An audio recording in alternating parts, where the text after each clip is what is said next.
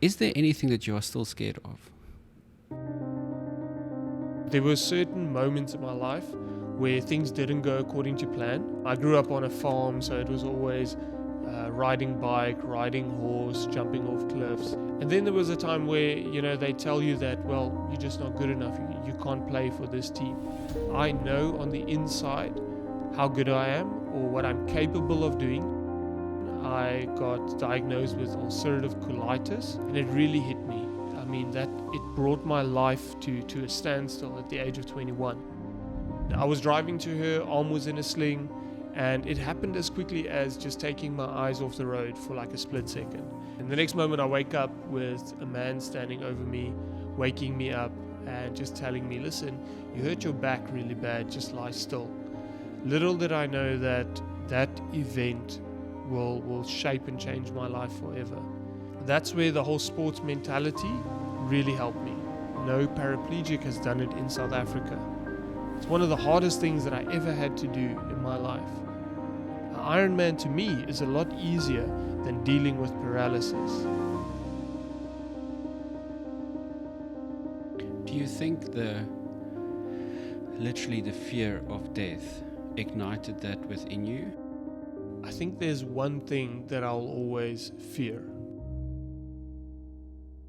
Having read your book, I know that your childhood has played a big part in you becoming the person that you are today. Tell us a little bit about young Alwyn and how you grew up.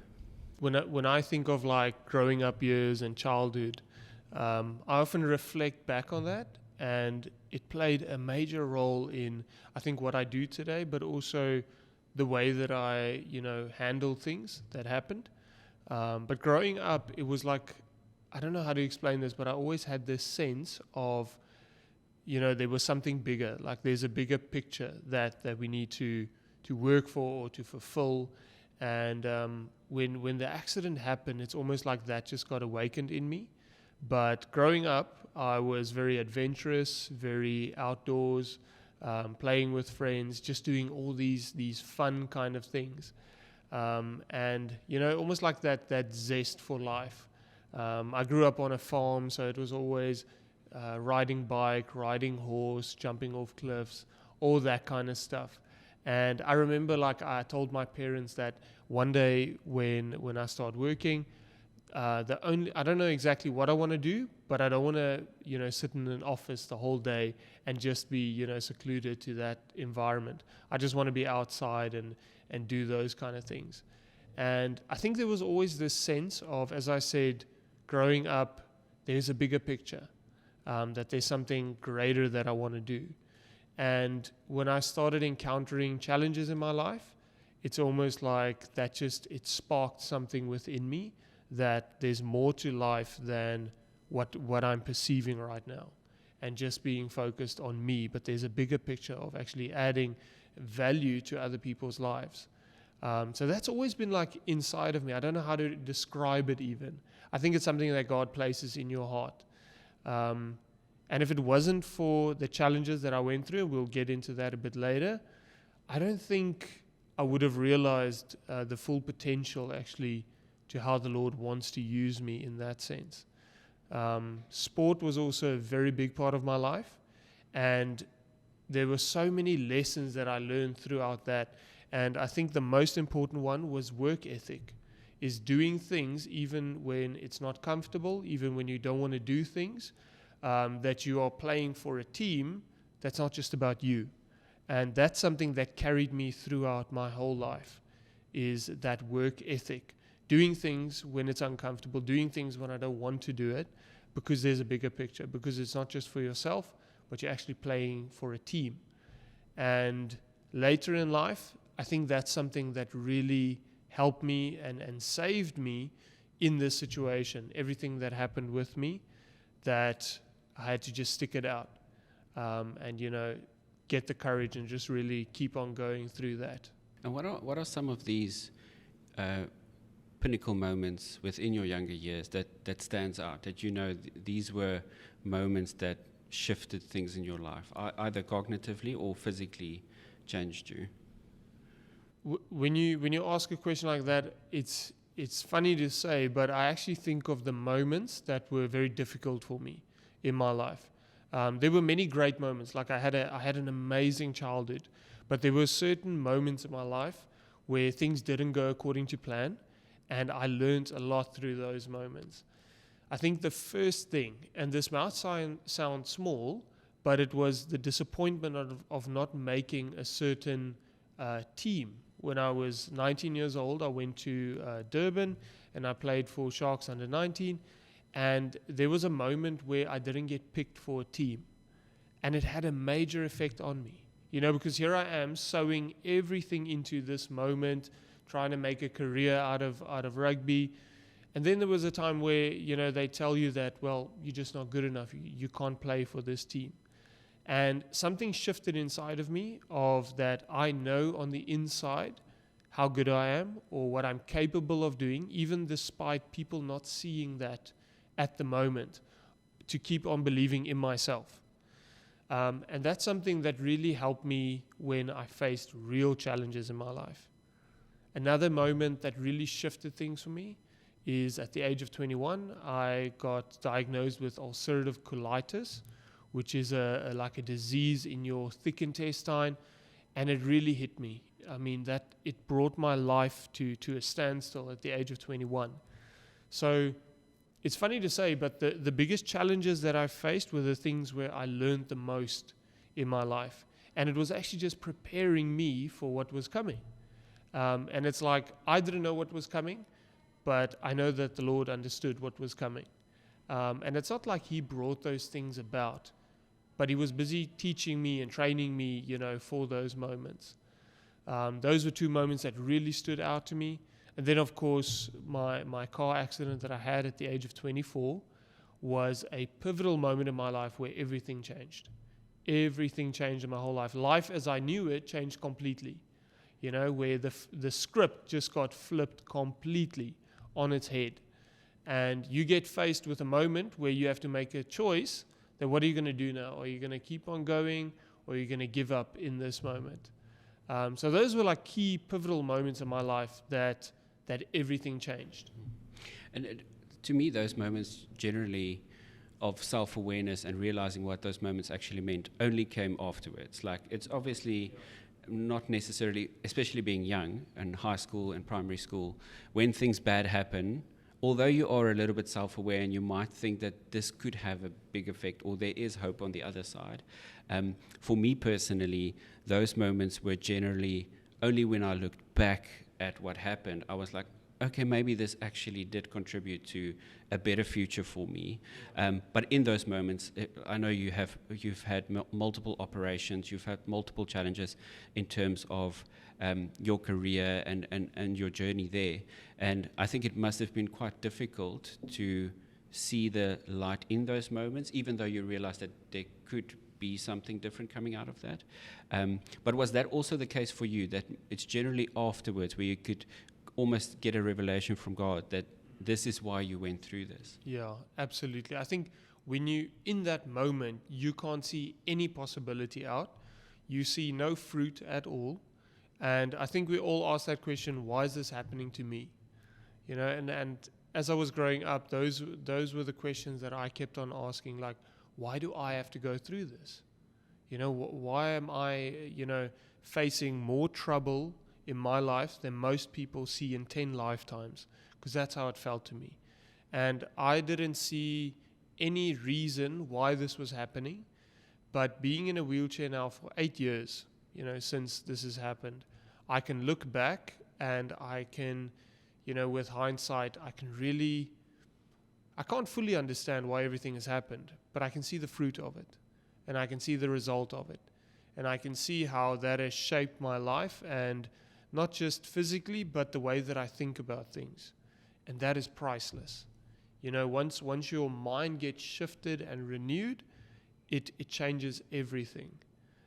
It's just sad to say that those things don't just happen by themselves. They don't just happen by having the best moments or good experiences, but through trials, these things get developed. There's also a scripture that talks about, character gets developed through trials. And one can easily read over that and not really understand or get the revelation thereof. But once you've gone through some trials, you'll understand what that means. And you'll see how your character has been developed and shaped through these events for the better. And how do you deal with these setbacks? Like, obviously, when you're young and you get these challenges, like at the academy, and you're not going to become the sports player that you've always dreamt of being. Like you said, sports played a big part in your life. So obviously you had major dreams of what you would be physically able to achieve, and then all of these challenges that you kind of experienced were all physical. They're all with your body. And how did you deal with those setbacks and those challenges in terms of your mental game? Or did you have a certain way that it manifested? Were you angry? Were you disappointed? Were you discouraged? Or how did you deal with those emotions that really come to the forefront when you put through your paces? Yeah, so to me it was a sense of like I wasn't ready to give up. And I think it comes down to identity and what is your expectation for yourself of your own life. And that's something that really saved me when I went through really deep and dark waters, is my identity into what the Lord has called me to be. And when a setback comes, I realize that this isn't lining up to what God has called me to be. So I know it's not the end. And I couldn't accept just being in that position. And that drove me to just keep on going and not giving up in that situation. But knowing that there is something better, there is something greater. And if I'm not seeing it yet, then I can't give up until that time. So it comes down to, how do you see yourself? How do you see your own life? And what is your expectation for your own life? And to me, it was like, it's so difficult to explain, but I just couldn't be satisfied with where my life was at that moment. And I knew there was something bigger. I knew there was something greater to strive for continually. I found that extremely interesting, having read your book and watching the documentary. The continuous thought that I had was like, how do you go through this seeing the positive and the hope? Like you mentioned that you thought that the worst thing that could happen is you becoming paralyzed, and then it actually happened. Like and to me that is like, as our general population gets so quickly discouraged if you just had a bad day, and you struggle to see that a week can get better, or your job can get better, or your relationship can get better. And it's never been my core thought to think about its link to your identity of, this couldn't be the best that this relationship that I'm in can be. This isn't the best work for me to live out my gifts and talents, and make that your kind of departure point as to, but if that's not the case, then I'm not done. Then I have to step up. Then I have to take courage and actually move into a step of faith and do something different, or just get out of your slump. Because I think, especially going back to the accident, the rehabilitation phase, those 12 weeks, I mean, that had to be quite a significant transition for you to take your mindset from, this is my new reality, and then figuring out how to deal with this. Invite us into your head in those first couple of weeks. Just maybe begin with how the accident happened, and then that journey from that point to rehabilitation.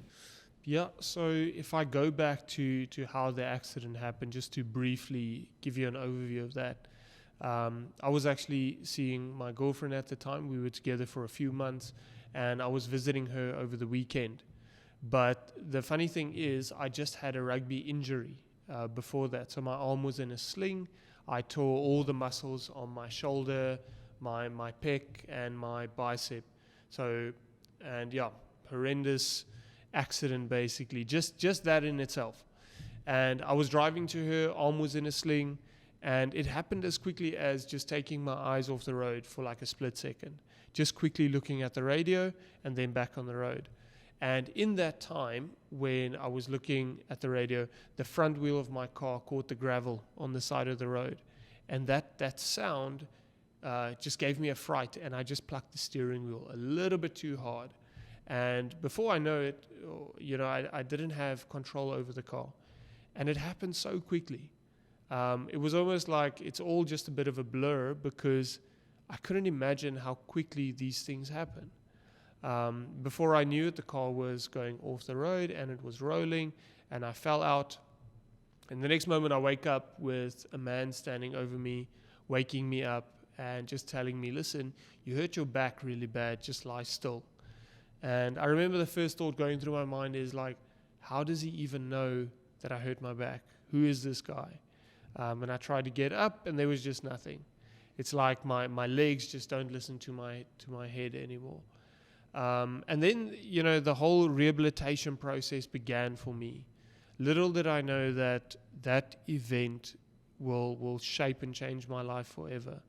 Something that happened in such a quick few seconds changes your life forever, and you can't turn back the clock at that stage. And I think that was a huge reality for me, is that many things in life we can fix. If we make a mistake, there's grace, we can fix it, the Lord will help us, if we repent and turn back to Him. But this was something that I couldn't fix, that I couldn't just turn back the clock, and I had to face it head on. And I think for the first few weeks, possibly months, it felt like a bad dream. Felt like, this is not happening to me. How could this happen to me? This is not possible that this can happen to me. And I had to start facing the reality. Okay, this happened. Now, what are we going to do with it from here?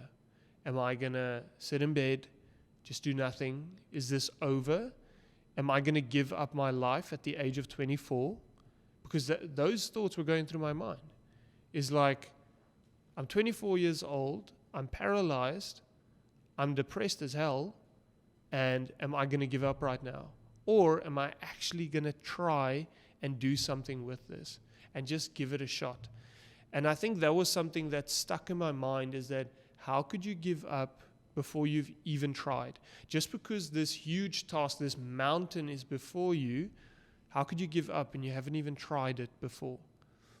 And I think that's where that whole sports psychology comes in, is to just give it a go at least, that competitiveness almost. And that really meant a lot to me in rehabilitation, because you do exercises, they try and get your body strong again. And that's where that competitiveness almost kicked in again, because they give you certain milestones to achieve. And before you can go home, you need to be able to do certain things. And I remember I came to about 10 weeks in rehabilitation. I was like, look, I'm fed up with this place. I really want to go home now. What do I need to do to get home? And they said, well, if you can get up from the floor on your own without any assistance, that checks one box. If you can get dressed, that checks another box. If you can look after yourself. So there were these certain milestones that I had to achieve, and I almost saw it as, I wouldn't say a game, but I saw it as a challenge. And I just wanted to get out there. So I was fighting for my independence again. And that's where the whole sports mentality really helped me. It really got me out of a very dark place at that moment. But to put it in simple terms, those 12 weeks were probably the hardest time of my entire life.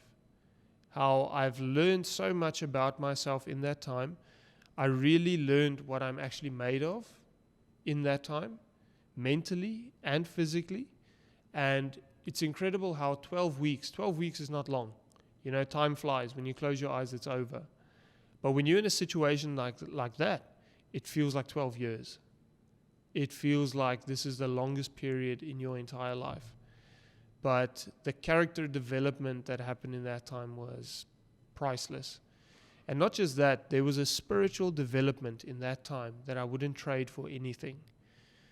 I've always been a Christian. I've always, gone to church, read my Bible, do the good Christian guy things. But in that time, there was a deepening in my spirit, something that happened, because I sought the Lord like never before. Reading my Bible, went to church, listening to sermons, just trying to find answers for what is happening. And when you look for answers in that kind of way, let me just say this, I never found the answer. but I found the heart of the Father. And that is something that you cannot trade for anything in this life. I still look back at that moment and realize that something shifted inside of me, in my heart, in my spirit. And that's where I got hope that, the Lord has a plan with me, even though I couldn't see it at that time. Do you think literally the fear of death ignited that within you? Was it that this could have been the end, but I got a second chance, and therefore I should be grateful, even though the picture does not look the way that I intended or I wanted it to look like? But I'm alive, I have breath, so I should be grateful. Because obviously I think within those 12 weeks, you're not necessarily grateful. You're thankful for food and that you are alive, but you're not necessarily grateful in such a way that you are like invigorated with life. So do you think that it had to do with that moment that you almost lost your life? And while I'm asking that, I also want to go back to that moment while lying next to the car. You were conscious, right? Yeah, I was. And that moment, what were the thoughts that goes through your head? Like, did you still fear your life, that you might go to the hospital and actually something could happen? Or what are the actual thoughts that go through your mind when you've just survived something as brutal as that? So I think there wasn't this realization that, listen, I almost died. I'm so lucky to be alive in rehabilitation. Because then I was just focused on, getting back on my feet, rehabilitating. It's only afterwards that I really realized, wow, I actually got a second chance.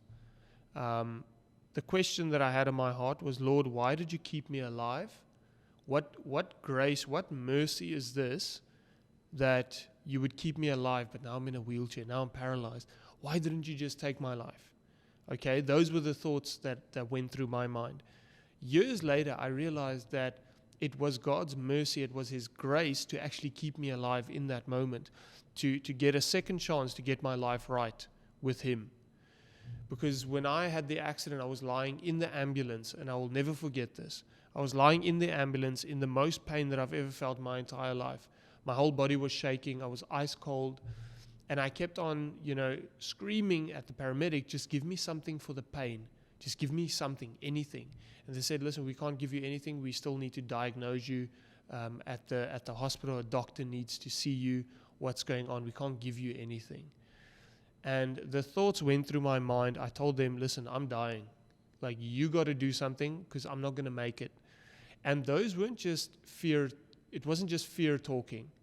Afterwards, they told me that I was so close to dying that it's a miracle that I actually just made it.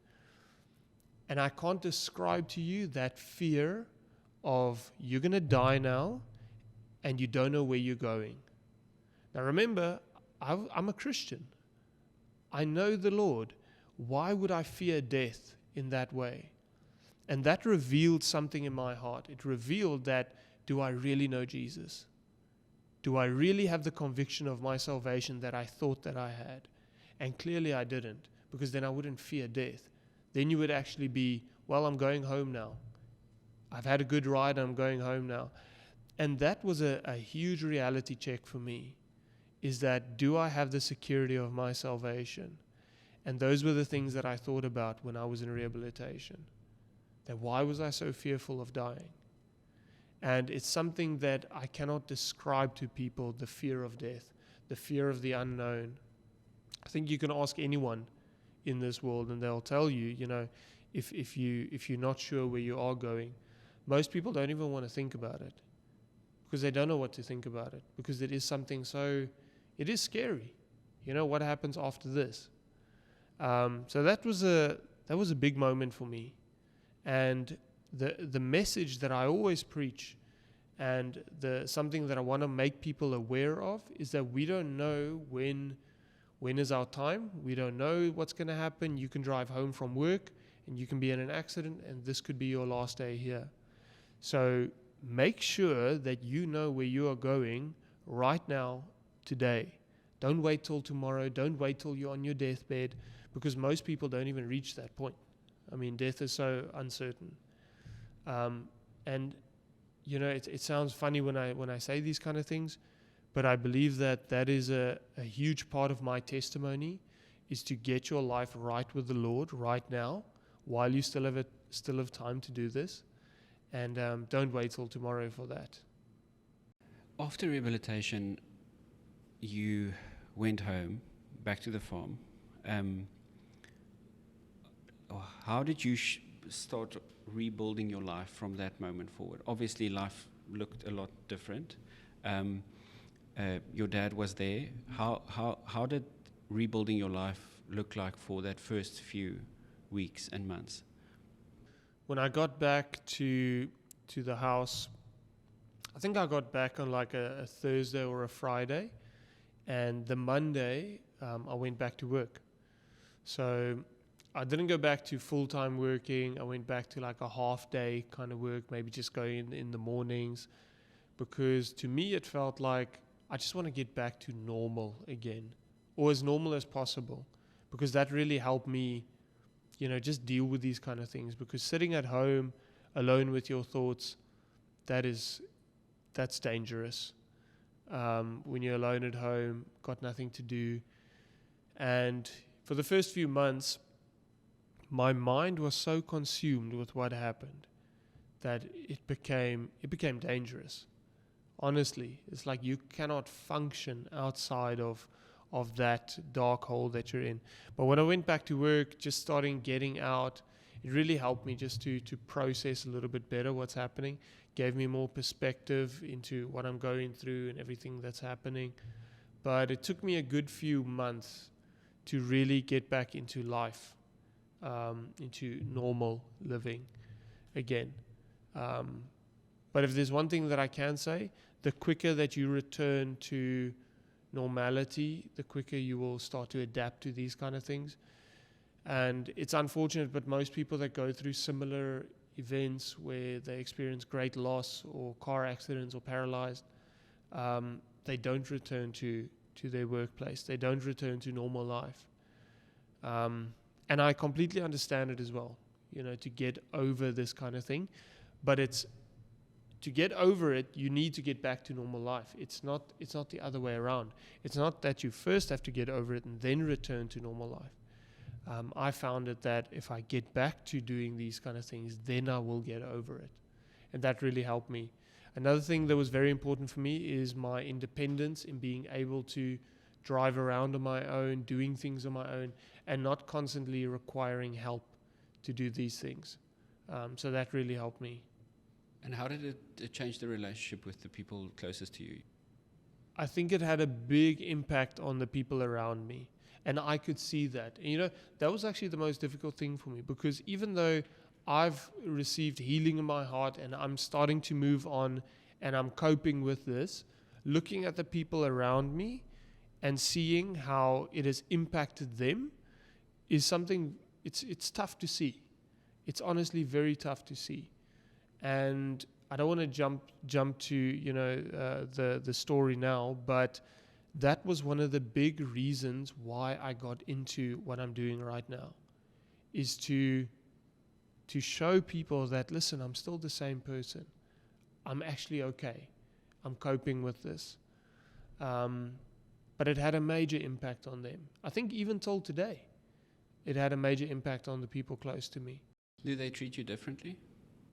Not really differently, but I can see that they sympathize with what happened and they want to help. But unfortunately, it's almost like it's my cross to carry. No one can carry it for me. I'm the one in the wheelchair. I need to deal with this. So seeing someone that you love in a situation like this, you want to help them. You want to be there for them. But there's only so much that you can do.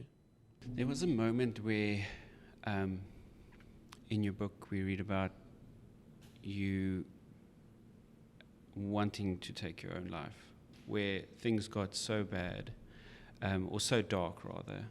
How did you get to that point, and what happened after that? What I find interesting is that it was such a roller coaster at that time. The one moment you're up, the one moment you're down. But the downs were really low. I'll be very honest with you. They were very, very low. And I came to a point where even though I got a little bit back on track, back to living, there was still this thing in my mind of like, why are you keep on fighting? Why don't you just give up? And that's just blatantly, the enemy whispering in your ear. And I've spoken to many people in similar situations. So many people come to that point where they say, well, I just don't have any fight left in me. I don't see a way out. And I think that was the biggest factor that actually got me to that point, is not having a vision of how your life is going to look going forward. And the Bible also tells us that, without vision, my people will perish. And that is so true. If you don't have a vision of where God is taking you or what is his expectation for your life, it's very difficult to actually go for something. It's very difficult to actually move forward into something. So I came to a point where I was just like, I don't think I can do this. I don't know if I've got any fight left in me, because it was constantly fighting for months on end, battling this thing.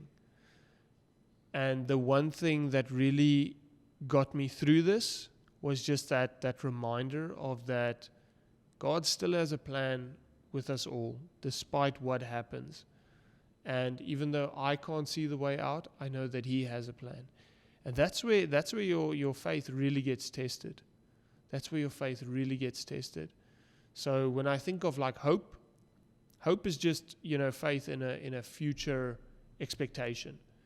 But when you really put faith into action, it's actually believing those things, believing in the hope that God has given you, and actually acting that out. Because you can have a hope but not apply your faith to it. And I really had to apply my faith to what God is saying, even in his word, even despite that I can't see everything. So that was a very tough time to me to deal with. But the moment that I made that decision to not give up right then and there, the decision became easier every single day. But it's not like it was a one-time decision and then the thought just completely left me. It took a while to really,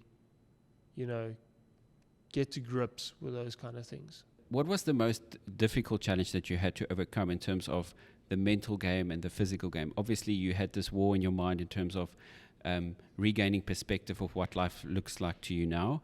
And then also there was the physical battle in terms of I would never be able to jump back onto a sports field and live out my dream. But to get to that dark place where you almost wanted to take your life, like, was that primarily based on the emotional burden or the physical burden? I think the physical side is undeniable. That was huge, trying to adapt to doing things. And I'll be honest with you, everything was a bit of a struggle. Getting dressed in the morning took me 20, 30 minutes, just going through my paces. That was something that's huge to adapt to, the physical side of things. Not being able to do certain things anymore, being limited in a physical capacity. And I think it's because I was someone that was the physical side of life was like my strong point, being a rugby player, and that's like everyone knew you as that. And now all of a sudden, it's like now you need help with everything. So the physical side was huge, but I think the mental side will always be the greater part of getting your mind over this, what happened, and letting it go.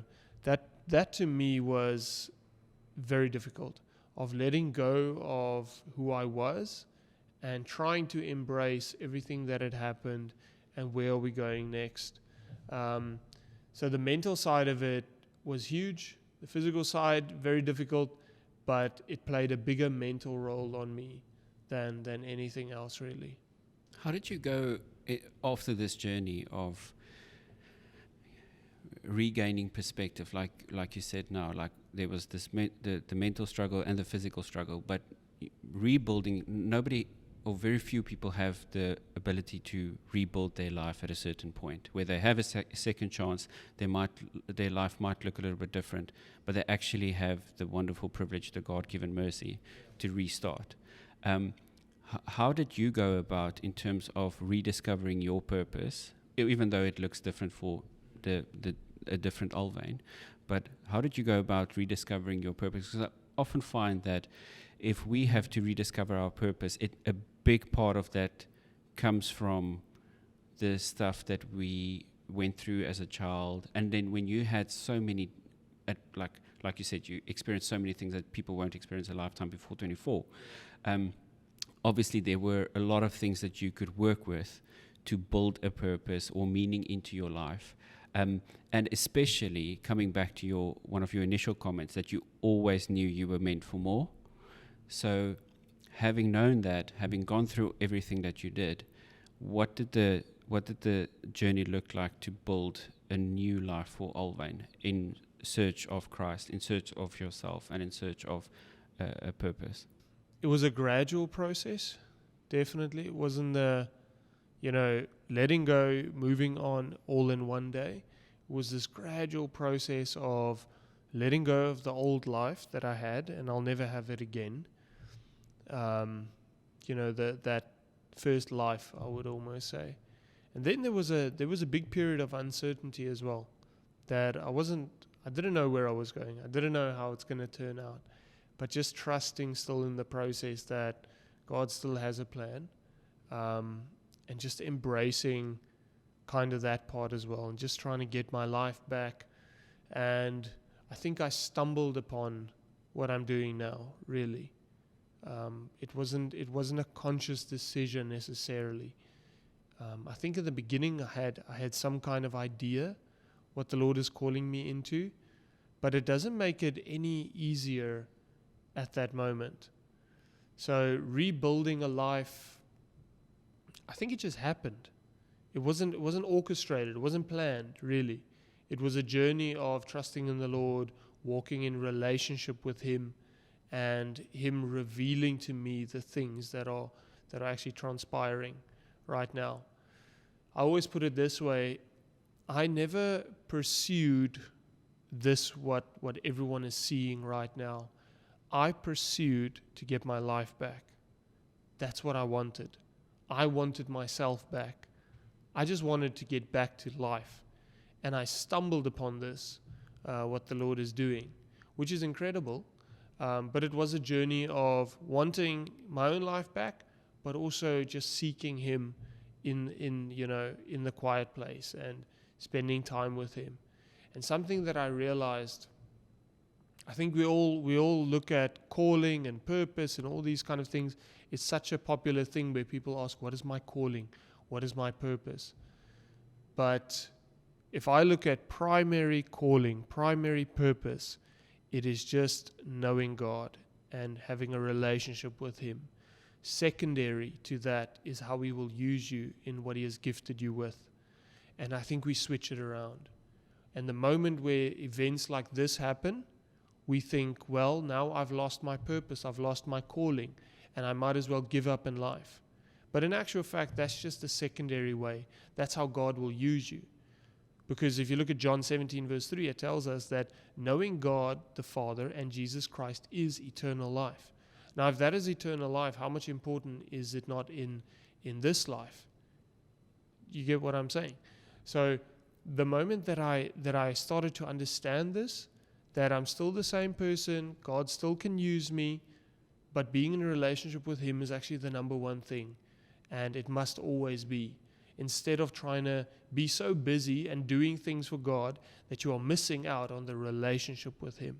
I 100% agree. We often think that we're called to be an accountant or called to be that. We're called first to be a child of God, and then you're called to, or then you, like you said, you use your gifts and talents in a certain way to proclaim His glory. But that almost becomes secondary, where it needs to be first, and then you discover your gifts and talents. I'm curious in terms of, do you feel now, on the other side of where you are now, that you are living the gifts and talents and the toolbox that God gave you? Do you think you are currently living into that space where you're doing what He has called you to do? I think I'm scraping the surface at least. It's very difficult to say like you are 100% walking in that. But I do believe that I'm punching in the right direction at least. And the reason that I say that is because I feel peace, I feel satisfaction, and I can see the fruit of the things that I'm doing and how He's using it in other people's lives. Because, Jesus also said that we shall know them by their fruit, and a tree must bear good fruit. Now, the tree's fruit is not for the tree, it's for the other people feeding from that tree. And I think if we see our lives in that perspective, that it's not just about us, it's about how are the people around us benefiting from the fruit that our lives are carrying. And that to me is always a good indicator of where am I standing with this direction that the Lord is using me in. But of course, you must be happy. You must be, have a sense of fulfillment also in what you are doing. But it's those two factors that really outline to me that am I punching in the right direction, that this is what God is calling me into. My life is bearing fruit.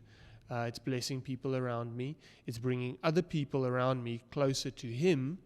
And I mean, what better privilege is there to be doing what you love, feeling fulfillment, and then also bringing other people alongside and with you into a closer relationship with Him. I think that's so critically important for today's day and age, where people are suffering anxiety and burnout and depression, and many times just because they get to a point where they don't recognize themselves, they don't find any meaning or purpose in their work, they don't bear fruit in their relationships are actually being tarnished by the way that they've changed, and it's such a critical, I think, conversation for our time to spend a lot more focus on what do I have to do to bear fruit? Like, where can God use me to His best or to our best abilities in terms of strengthening relationships, doing the good work, whether you're an accountant or a lawyer or whatever you might do, but doing it with a sense that I was meant to do this because this is where I flourish. This is where I produce the most fruit. This is where I make the biggest impact in other people's lives, in my own lives. Because I think that's also a conversation that people don't necessarily have, is there's one way of how it's affecting your life, how you go home and treat your spouse and treat your parents and treat your friends. And then also how you go to work. Like, are you going to work with a joyous heart and excited about what you can do and bring to the table, rather than just it's another day that I have to just survive through. Exactly. So I think it's a very relevant conversation for our time. I want to chat about the documentary and the reason why you decided to do that. Also, the Ironman journey where you went on regaining physical momentum in sports, and then how you got to the point in terms of deciding I want to do a documentary about telling the story. Yeah, so I think it goes back to, I'll start off with the Ironman journey. I remember the reason that I got into doing Ironman in a wheelchair. Something that really intrigued me is because no paraplegic has done it in South Africa. And I think the moment that I read about it or received that knowledge, it's like something clicked inside of me, because for a long time I've asked the question, why me? Why do these things have to happen to me? Instead, I started seeing it a little bit different, where the question turned into why not me? Because you need to start looking at it like maybe you are the perfect person to who this should happen. Because the gifts and talents that God has given you perfectly fit the situation. And I know this is a very difficult thing to think about, because you literally have to flip your whole mind around into, what I'm going through is actually perfectly tailor-made for me. And I started seeing it that way. Because I love sport, because I'm adventurous, because I have this different spirit maybe inside of me of not wanting to give up how God has created me, it makes me the perfect candidate for doing these kind of extreme events, these outrageous things in a wheelchair. And I thought of the most difficult thing to do, the sporting challenge to do, because as you mentioned earlier, being in a wheelchair for me was the biggest challenge that there is. This was my Goliath. And when I got my life back and my life back in order, it felt like, well, everything after that is actually going to be considerably easy. And I know it sounds silly because an Ironman is anything but easy. But if you see this in light of my situation, Ironman to me is a lot easier than dealing with paralysis. And that's the way I started seeing these things. That swimming from Robben Island to Blaauwberg is actually something very small compared to becoming paralyzed at the age of 24 and having to deal mentally with these kind of things. So I don't know, I might be a little bit crazy, but that's the shift that took place in my heart. And it has blessed me so much in my life just to change the way that I think about these things. And that's how the Ironman journey actually started for me, is getting into these kind of things. And knowing that how incredible God has made the human body to adapt, that you can do these things with your upper body, only with your shoulders and arms, what people do with their whole body, was to me incredible, to embrace that. I remember at the beginning when I started doing these things, I had this question, wow, is it really possible? Is it possible to do these kind of things? And that intrigued me. It excited me to think, well, if someone can do it, then I'm going to be that person. And I started working, towards this goal. And once again, that's where the competitiveness comes in. And I really enjoyed the journey. It's one of the hardest things that I ever had to do in my life, mentally, physically. But it was so rewarding to think that despite these challenges, despite being in a wheelchair, if I really apply my mind to it, if I really apply my life to this, that you can actually do anything. That is possible. And it's not in my strength. I always make this very clear.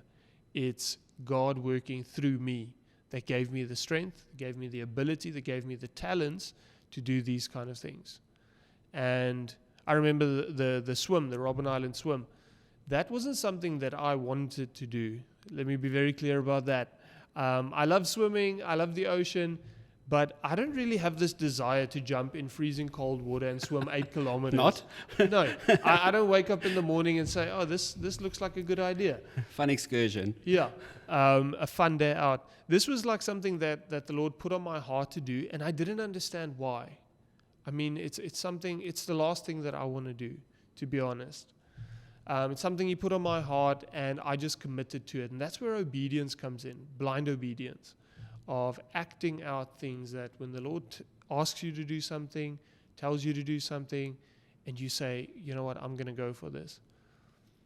I think something important to notice or just take notice of, I don't think I was the first person who God asked to do these things. I really don't. I don't think I was His first choice. But I was obedient to do these things. And after the Robben Island swim, it's only then that I can understand why He really put it on my heart to do. That's when the book deal came. That's when the documentary deal came. That's when the ministry took off. And that's when the Lord, created a platform out of scratch, basically. And that was because of that event. I didn't foresee this. I didn't plan this. But God knew, and He used it. So there will always be fruit from obedience. There will always be fruit.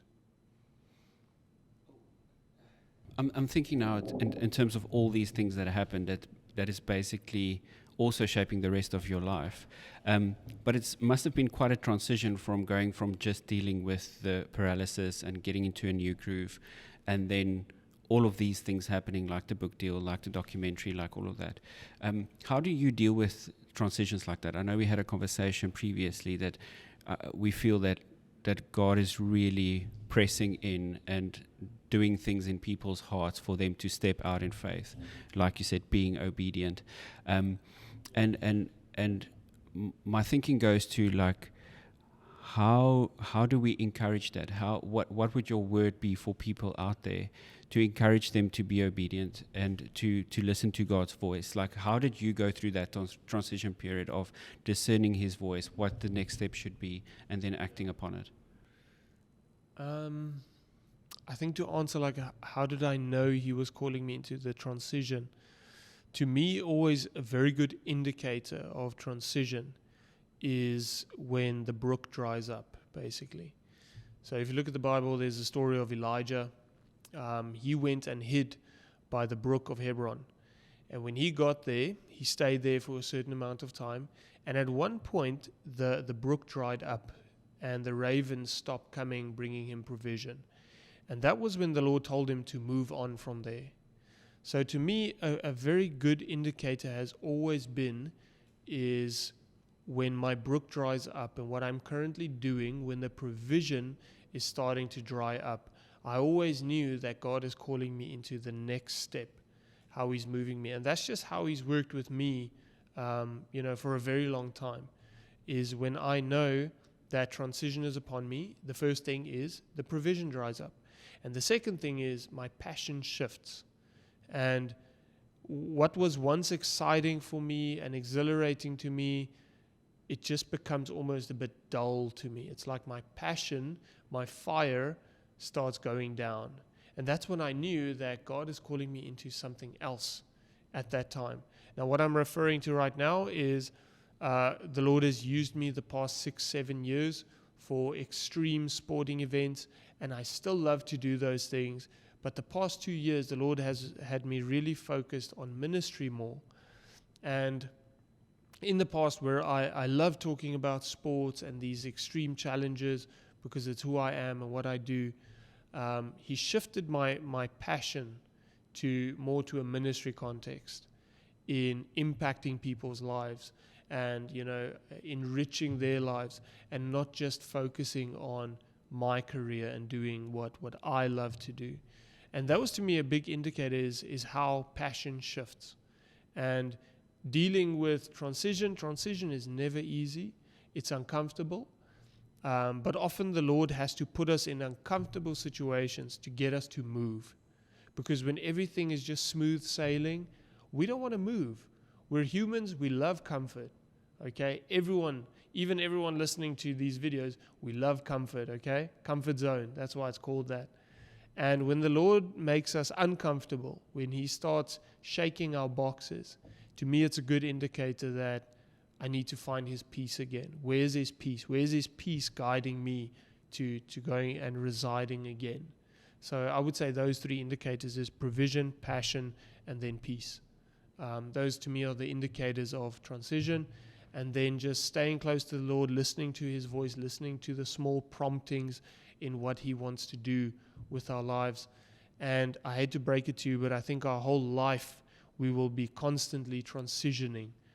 Some things bigger than others, but there will always be movement when you walk with the Lord. There will always be movement in your life in certain directions.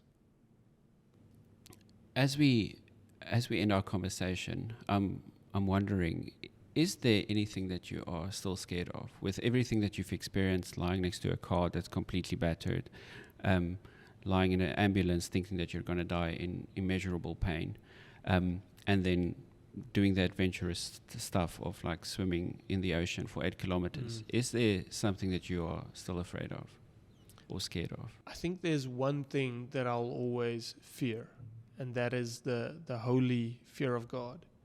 And what do I mean with this is, as you said, like I've experienced many things in the natural, near-death experiences, trials, tribulation, persecution, adventures, swimming, Robben Island, doing an Ironman, overcoming a wheelchair, all these things. So the physical aspect of fear in life, I've even had, financial difficulties and all these things. So I think the natural fear is almost non-existent. Also because I can trust in the Lord for all those things. And that is something that I learned throughout this journey, which is priceless. That no matter what comes in life, that if we trust in the Lord, that we will be okay. He will not fail us. And when I talk about the holy fear of God, is being away from His presence or being disobedient to what He is calling me to do. And when I know God is saying something to me or calling me into, I fear not doing that. I fear being disobedient. And what will happen after that? So that is the one thing that I live by. And I pray it constantly, that I may live a life with the fear of the Lord upon me. Wow. Alwyn, thank you for giving us a glimpse into your life and everything that you've experienced. I think there's no better note than to end the podcast on the fear and the awe of God, and that we all should get to a point where we have rid ourselves enough and have sacrificed enough of life to get to that point where that's the only thing that matters. Thank you for the inspiration that you are. We can see that you are touching lives wherever you go, and you're sowing seeds of hope for people that have maybe gone through stuff that's similar to that, but even people that haven't gone through something as dreadful as what you've gone through, but have learned something about the joys of finding hope and finding life within our challenges. And I'm grateful that I get to watch your journey close to you, and I'm thankful for the time that you've spent with us. So we've got a closing tradition where we're going to ask you a couple of quick fire questions. Literally answer with the thing that pops up in your mind first, and then we have one final question. What book are you currently reading? Except the Bible. Yeah. That doesn't count now. I'm reading actually a book that John G. Lake wrote, A Man Without Compromise. Not a very thick book, not very popular, but great read. Cool. What is the best piece of advice you've ever received? Don't listen to the opinions of others. Wow. Name one item on your bucket list. Skydiving. Ooh. What is your go-to activity when you need to relax and unwind? Watch Drive to Survive on Netflix with a packet of Oreos. Wow. Yeah. Okay. One tip for connecting with people or making friends? Listen more and don't speak too much. Sure. Then the last question. Complete the sentence. I feel I'm flourishing in life when? I'm fulfilling what God has called me to do. Thank you, Alwyn. To learn more about Alwyn's story, read his autobiography Ongeskonde, available in select Koen books nationwide. You can also catch his documentary Against All Odds, now streaming on Showmax. Thanks for listening to the Framework to Flourish podcast, hosted by Marco Haasbroek and produced in collaboration with Imagine This. For today's episode, Stefanie de Tooy was our coordinator, John Rehoog our technical producer, and Karina Kloppers our content producer. Follow us on Facebook, Instagram or LinkedIn at Flourish Workshops to stay up to date with our latest episodes, workshops and retreats. Until next time, keep going and growing.